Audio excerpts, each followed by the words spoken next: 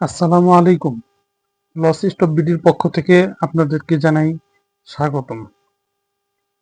প্রিয় খামারি ভাইয়েরা, আজকে আমরা আলোচনা করব হাঁসের রোগ ব্যাধি ও টিকা দেওয়ার ব্যাপার নিয়ে। আপনারা অনেকেই ভাবেন হাঁস খুবই শক্তিশালী প্রাণী, সহজে অসুস্থ হয় না।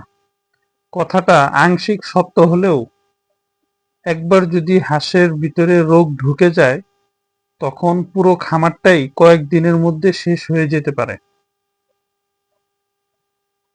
আমাদের দেশে হাঁসের মধ্যে সাধারণত যেসব রোগ বেশি দেখা যায় তা হচ্ছে রানীক্ষেত, হাঁস প্লেগ আর প্যারামিক্সোভাইরাস। এই রোগগুলো একবার যদি হয়, মৃত্যু খুব দ্রুত ঘটিয়ে ফেলে। হাঁসের রোগ দেখা দিলে অনেক সময় অনেক খামারি ভাইয়েরা ভাবে, আরে এত টিকা ভ্যাকসিন লাগবে না, বা পরে দিব, এভাবে বিলম্ব করে। কিন্তু ভুলটা সেখানেই। টিকা না দেওয়ার কারণে কয়েক দিনের মধ্যে ডজন ডজন হাঁস মারা যায়, ডিম উৎপাদন কমে যায়, আর্থিকভাবে বড় ক্ষতির মুখে পড়তে হয়। ভাবুন তো, যেই হাঁসের পিছনে আপনি কয়েক মাস ধরে সময়, পরিশ্রম আর টাকা খরচ করলেন, একটা ছোট ভুলে সব শেষ হয়ে গেল। এখন প্রশ্ন হচ্ছে, তাহলে সমাধান কি?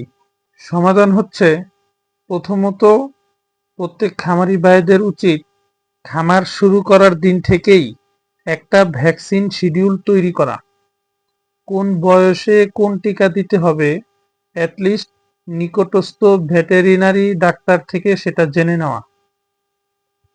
আর দ্বিতীয়ত, খামার পরিষ্কার রাখাটা অত্যন্ত গুরুত্বপূর্ণ।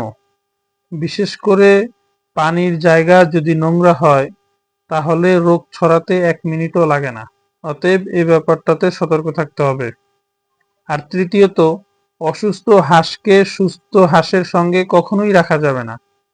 আলাদা ঘরে রেখে সেটাকে চিকিৎসা করাতে হবে আগে। সর্বশেষ পরামর্শ হচ্ছে, খামারের সাথে সবসময় একজন অভিজ্ঞ ভেটেরিনারি ডাক্তারের যোগাযোগ রাখা। সমস্যা হলে যেন তাড়াতাড়ি সমাধান পাওয়া যায়।